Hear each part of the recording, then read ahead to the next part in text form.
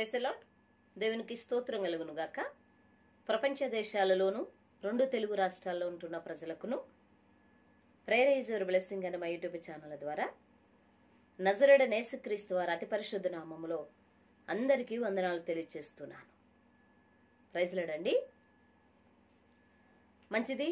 ఈ యొక్క సమయంలో ఒక ముఖ్యమైన సంగతి గురించి మాట్లాడడానికి మేము ముందుకు రావడం జరిగింది. అదేమనగా క్రుసిపాల్ అనే తమ్ముడు గురించి ఇంతకుముందు మీకు తెలుసు. ఆ తమ్ముడు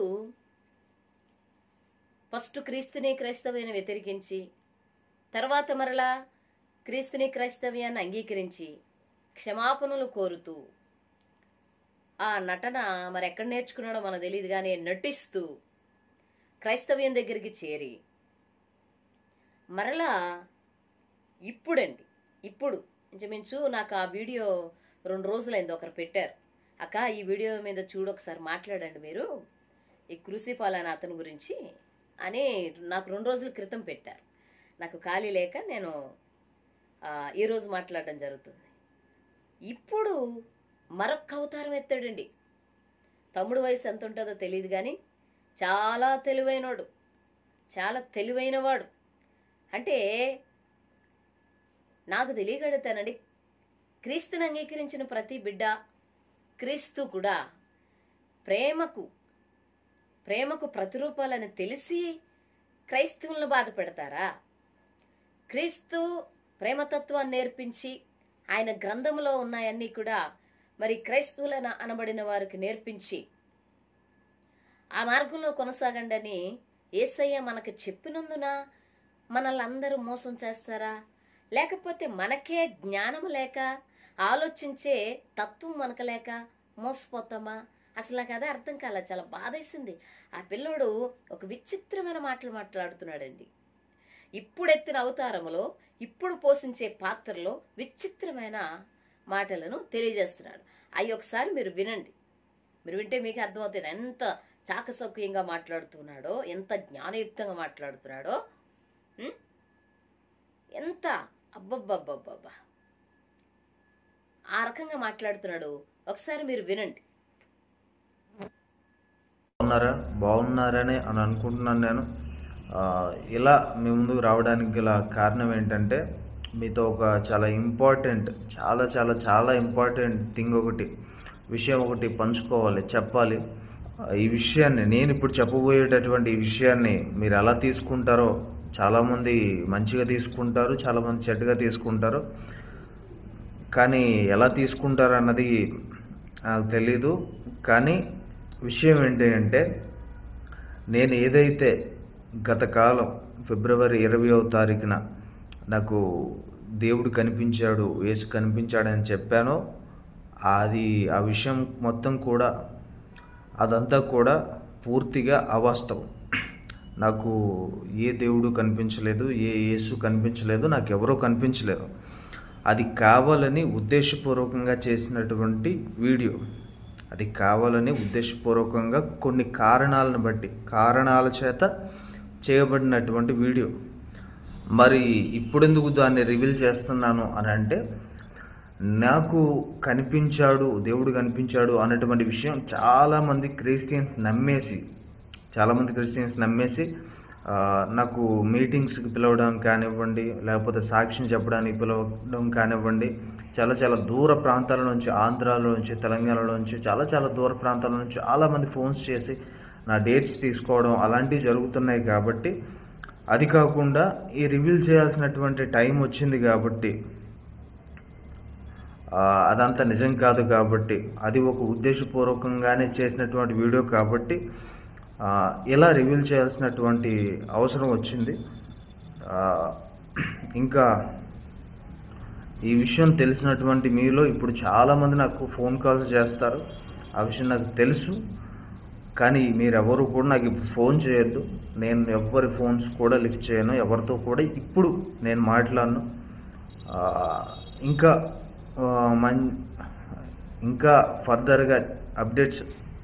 ఇంకా ఫర్దర్గా ఇవ్వాల్సినటువంటి అప్డేట్స్ కానివ్వండి, ఏమైనా ఉంటే నేను తర్వాత మరలా వీడియో రూపకంగానే మీ అందరికి కూడా తెలియజేస్తాను. ఇంకో చెప్పాల్సినటువంటి విషయం ఏంటంటే, నేను చేసినటువంటి వీడియో వలన చాలామంది క్రిస్టియన్స్ సఫర్ అవ్వచ్చు, లేకపోతే వాళ్ళ మనోభావాలు దెబ్బతినొచ్చు, లేకపోతే ఇంకో అవ్వచ్చు. కానీ అదంతా కూడా ఒక మంచి కారణాన్ని బట్టి, మంచి ఉద్దేశాన్ని బట్టి చేయాల్సిన అవసరం వచ్చింది. ఎవరైనా రియల్ క్రిస్టియన్స్, ఈ క్రిస్టియన్ అని పేరు చెప్పుకొని ఆ నాటకాలు ఆడేటటువంటి పాస్టర్స్ కానివ్వండి, ఆ దొంగ క్రిస్టియన్స్కి నేను చెప్పట్లేదు. ఎవరైతే రియల్ క్రిస్టియన్స్ ఎవరైనా నమ్ముంటే, వాళ్ళ మనోభావాలు దెబ్బతిని ఉంటే వాళ్ళకి మాత్రం హార్ట్ఫుల్లీ సారీ చెప్తున్నాను. అండ్ అలాగనే నేను ఇలా క్రిస్టియానిటీలోకి వెళ్ళానని వాడు నాకు కనిపించాడని చెప్పిన తర్వాత చాలామంది హైందవ సహోదరుల యొక్క మనోభావాలు కూడా దెబ్బతిన్నాయి. కాబట్టి వాళ్ళకు కూడా కంప్లీట్గా నా తరపు నుంచి సారీ చెప్తూ, నేను క్రిస్టియన్గా అవ్వలేదు, అది జరిగిన విషయం అంతా కూడా రియల్గా జరగలేదు, ఒక కారణాన్ని బట్టి, ఒక ఉద్దేశాన్ని బట్టి చేయాల్సి వచ్చినటువంటి వీడియోగా అది చేయడం జరిగింది. ఇప్పుడు రివీల్ చేయాల్సినటువంటి టైం వచ్చింది, రివీల్ చేస్తున్నాను. మరి మీలో చాలామందికి డౌట్స్ ఉండొచ్చు, అసలు మరి ఎందుకు ఆ వీడియో చేసావు, కారణం ఏంటి అని అంటే, అది ఆ యొక్క వీడియో చేయడానికి కారణాలు ఏంటి అన్నవి త్వరలోనే ఒక మంచి ప్లాట్ఫామ్ ద్వారా నేను అసలు ఎందుకు ఆ వీడియో చేయాల్సి వచ్చింది, ఎందుకు చేశాను, ఇన్ని రోజులు దాన్ని ఎందుకు హోల్డ్ చేసి పెట్టాను, ఎంతమంది నమ్మకాలతోటి ఎందుకు ఆడుకున్నావు అన్నట్టుగా మాట్లాడేవారు ఉంటారు. కాబట్టి వారికి కూడా సమాధానం చెప్పేలా నేను ఒక మంచి ప్లాట్ఫామ్ నుంచి తప్పకుండా మీకు ఆ విషయాన్ని ఎందుకు చేయాల్సి వచ్చింది అన్నటువంటి విషయాన్ని కూడా నేను మీకు తెలియజేస్తాను. అప్పటి వరకు కూడా ఓపిక పట్టండి. అందరికీ హార్ట్ఫుల్గా సారీ చెప్తూ ఫర్దర్ అప్డేట్స్ కోసం ఎదురు చూడాలని కోరుకుంటూ సెలవు తీసుకుంటున్నాను. బాయ్.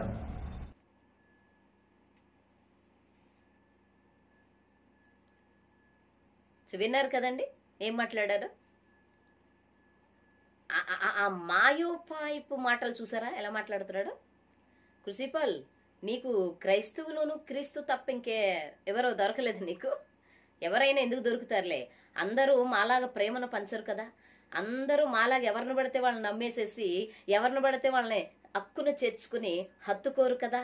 క్రీస్తు మాకు నేర్పించింది, క్రీస్తు మార్గంలో మేము నడిచే విధానము మాకు అది ఆ రకంగా ఉండటం వలన ఆ ప్రేమన తత్వం మీద మీలాంటి తోడెళ్ళు కొడతా ఉంటాయి అనమాట దెబ్బ.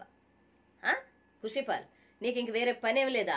నీది ఇంకొక వీడియో చూశాను బాబు, అందులో సినిమా పాటకి డాన్స్ చేస్తూ నా రేంజ్ ఇది, నా లెవెల్ ఇదని నీవు యాక్షన్ చేసి ఆ సినిమా పాటకి హీరోగా, ఆ సినిమా హీరో కూడా సరిపోడు నువ్వు అలా డాన్స్ చేసి.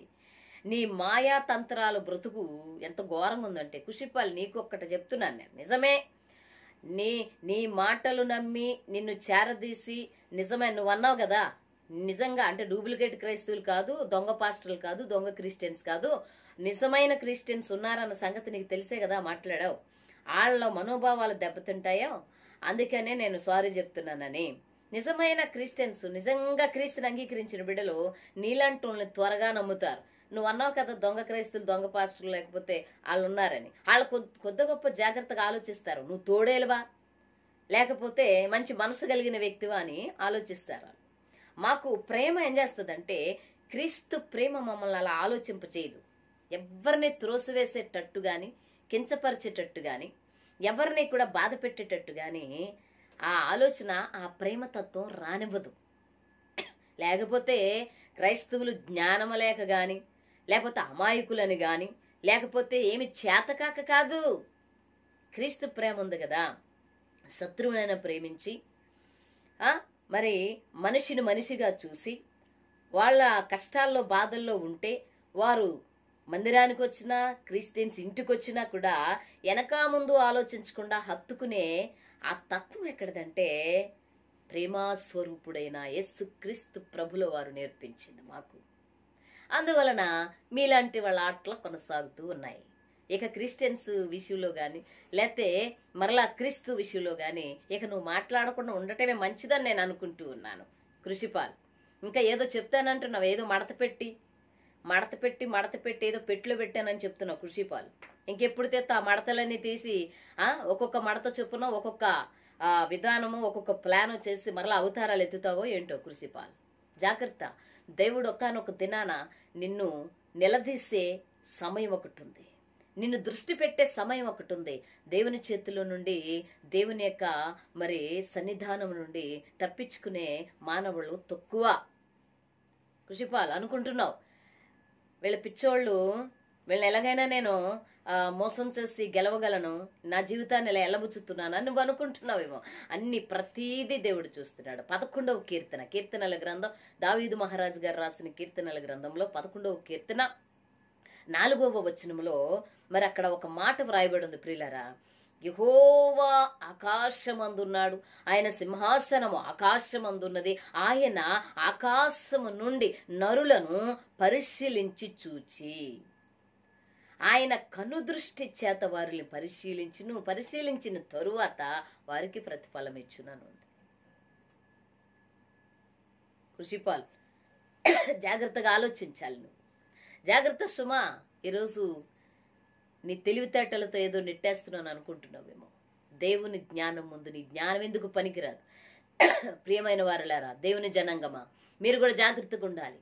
ఇలాంటి వాళ్ళని మరి అతి తక్కువగా మనము జాగ్రత్త పడి ముందుకు అడుగు వేయాలి అలాంటి వాళ్ళ విషయంలో. క్రీస్తు ప్రేమ, క్రీస్తు తత్వం అనుకుంటూ మనం ఎదురుకు వెళతాం, ఓకే. కానీ ఇలాంటి ఎదురు దెబ్బ తగిలినప్పుడు కృంగిపోవలసి వస్తుంది. కనుక కాస్త మరి దేవుడిచ్చిన జ్ఞానం చొప్పున మరి అంటాడు కదా, క్రీస్తు అంటాడు కదా, చెట్టును చూసి కాయను చూసి చెట్టును గుర్తుపట్టొచ్చని. మరి క్రీస్తు చెప్పాడు కదా, అనేకమైన మంది నా పేరట వస్తారు, మీరు జాగ్రత్త పడాలి. జ్ఞానము కలిగి ఉండాలి. శిష్యులను ప్రపంచంలోనికి సువార్త ప్రకటించేటప్పుడు, పంపించేటప్పుడు ఆయన అంటాడు ఇద్దరిద్దరనగా పంపిస్తాడు. ఇద్దరిద్దరనగా ఎందుకనంటే ప్రియులారా, ఒకరు మోసపోతుంటే పక్కనున్న ఇంకొక వ్యక్తి దేవుని జ్ఞానము కలిగి, మనం చేసేది ఇది మరి పద్ధత కాదా, లేదంటే మంచి చెడా ఏంటి మనం చేసేదని ఒకరికొకరు పురుగులుపుకుంటూ, ఒకరికొకరు సహాయపడుతూ, ఒకరికొకరు జ్ఞానము ఆలోచన చెప్పుకుంటూ, ఒకరికొకరు ప్రార్థన సమయంలో కొనసాగడానికి ఇద్దరిద్దరినిగా పంపించాడంటండి క్రీస్తు. శిష్యులతో చెప్తున్నాడు, ఇదిగో మీరు వివేకము గల వారై, పాము వలె వివేకం, పావురములు నిష్కపటులున్నాయి. జాగ్రత్త సుమా, మిమ్మల్ని తోడేళ్ల మధ్యలోనికి నేను పంపిస్తున్నాను. ప్రియులారా, చాలా మంది దైవ సేవకులు ఎంత ప్రేమను పంచుతారు, దైవ సేవకురాలు ఎంత ప్రేమను పంచుతారు.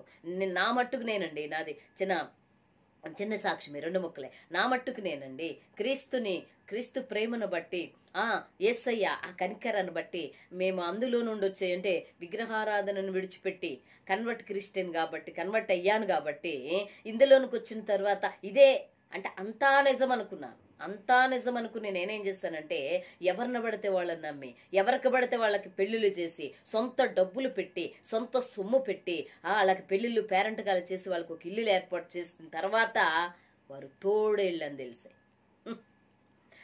అందుకే తర్వాత నుంచి మరి నేను ఉపవాసం ఉండి ప్రార్థన చేసి ఏడ్చి, ప్రభా నా పరిస్థితి ఏంటి, అసలు జ్ఞానం లేకుండా ఎందుకు ఇలా నేను జీవించానని నేను ప్రభుని అడిగి, ఆ యాకోబు పత్రికలు అంటే మీరు ఎవరికైనా జ్ఞానం కొదువైన ఎడలు దేవుణ్ణి అడగండి, మీకు ఇస్తాడు దేవుడు, ఆ జ్ఞానం చొప్పున మీరు బ్రతకండి అని చెప్పే లేఖనంలో ఉంది. కనుక నేనేం చేస్తానంటే, ప్రభువా అని జ్ఞానము గురించి దేవుని దగ్గర ఎలా చేయాలి, సేవంటి మాటలతో పని కాదండి.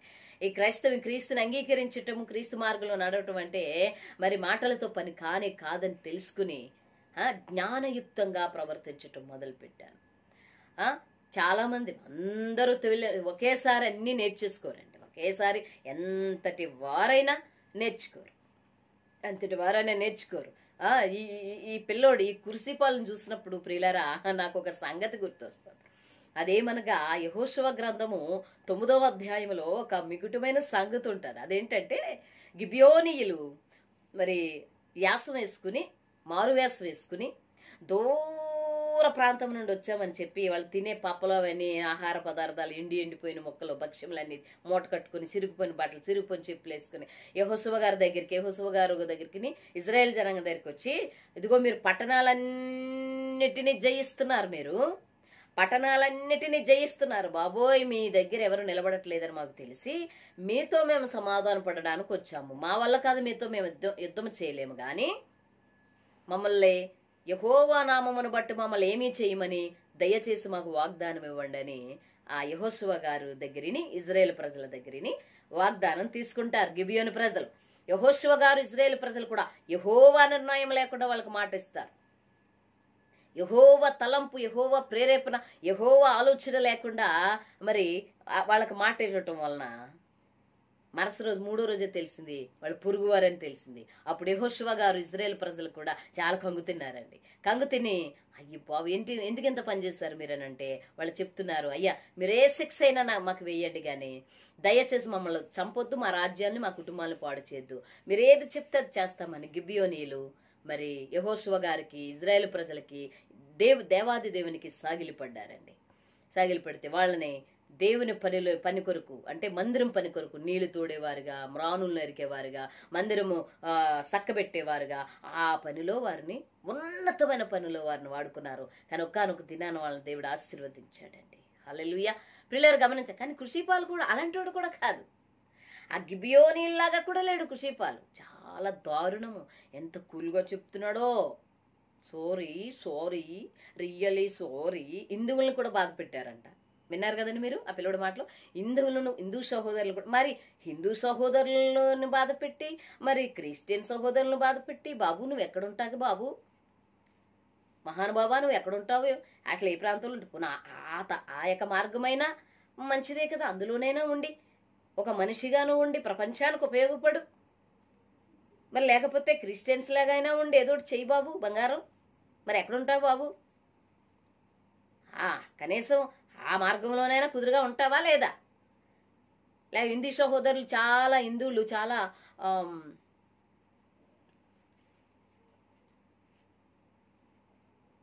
ఆ హిందూ సహోదరులు చాలా మంది మంచోళ్ళు, ఎంతో మంది మంచి మనసు కలిగిన వారు ఉంటారు. వాళ్ళు ఎంతో ఉన్నతమైన వారు. వాళ్ళ ప్రేమతత్వం, వాళ్ళ యొక్క మంచితనం నాకు తెలుసు. ఎందుకంటే నాకు చాలా మంది స్నేహితులు ఉన్నారు కాబట్టి. వాళ్ళనైనా కుదురుగా ఉంచు. క్రిస్టియన్స్ని, క్రైస్తవులు మోసం చేసినట్లు వాళ్ళని మోసం చేయకు. క్రిస్టియన్స్, క్రైస్తవులు ఈజీగా నీ యొక్క మాటలు నమ్మి మోసపోయారు. హిందూ సహోదరులు చాలా మంచి వాళ్ళు. వాళ్ళ జోలికైనా వీళ్ళకి ఎందుకు వచ్చింది? వాళ్ళ దగ్గరైనా కుదురుగా ఉండు, శుభ్రంగా ఉండు, ఎక్కడో చోట నిలకడగా ఉండు. అటు లేదు ఇటు లేదంటే మధ్యలో బాబు కృషిపాలు తమ్ముడు బాగుంది, నీ తెలివితేటలు చాలా బాగున్నాయి, తెల్లారినట్టున్నాయి, జాగ్రత్త సుమా, జాగ్రత్తగా ఉంటే మంచిది కృషిపాలు, ఓకేనా? దేవుని చేతులు పడకు, నువ్వు దేవునితో ఆడుకోకు, దేవుని జనాంగంతో ఆడుకోకు. బిలాము, బలాకు దేవుని ప్రజలతో ఆడుకోవాలని చూశారు. సంఖ్యాకాండం 21 అధ్యాయం నుండి 23 అధ్యాయం వరకు చూడు, నువ్వు ఆడుకోవాలని చూశారు. ఏమయ్యారు వాళ్ళ పరిస్థితి నీకు తెలుసు కదా కుషిపాల్. కాబట్టి జాగ్రత్తగా ఉండు. చిన్న వయసు నీకేమీ తెలియదు, ఏదో మిడిమిడి జ్ఞానంతో, అనుభవం లేని తత్వంతో ముందు కొనసాగిపోతూ ఉన్నావు. మరలా ఏదో చెప్తావంట, ఫోల్డ్ చేసిన పేపర్ తీస్తావంట, మరలా మంచి స్టేజ్ పర్ఫార్మెన్స్ ఇస్తానంటున్నావు, నువ్వేదో ఉద్ధరించేస్తావు నువ్వు ఇంకా మళ్ళీని. జాగ్రత్తగా ఉండి ఆ కుటుంబానికి ఉపయోగపడ, కుటుంబానికి చెడ్డ పేరు తేకుండా శుభ్రంగా నీ జీవితాన్ని నువ్వు ఏ మార్గంలో ఉండాలనుకుంటున్నావు అక్కడ స్థిరపడి ఎప్పటికైనా మనిషిలా బ్రతికి సాటి మనిషికి అన్యాయం చేయకుండా ఉండే మనస్తత్వం కలిగి ఉండు.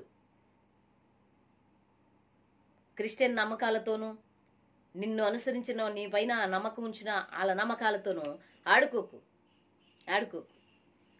అర్థమవుతుందా? జాగ్రత్త సుమా కృషిపాల్. ఎక్కడున్నా హ్యాపీగా ఉండు, మోసం మాత్రం చేయకు. మోసం చేస్తే నువ్వు మోసపోతావు. జాగ్రత్త సుమా, జాగ్రత్తగా ఉండాలని నేను దేవుని పేరట నీకు తెలియచేస్తున్నాను. దేవుడు నీకు ఆ మోసపు మనసు తీసేసి మంచి మనసు కలిగి సాటివారికి, పొరుగువారికి అన్యాయం చేయకుండా ఉండేటట్టు నిన్ను దేవుడు తీర్చిదిద్దును గాక. ఆమేన్. Praise lord. ప్రజలారా, మీ అందరికీ కూడా ఇలాంటి వాళ్ళ కోసం ప్రార్థన చేయండి. తప్పనిసరిగా జ్ఞానం కలిగి, మెలకువ కలిగి మీరుండండి. మీ అందరికీ వందనాలు.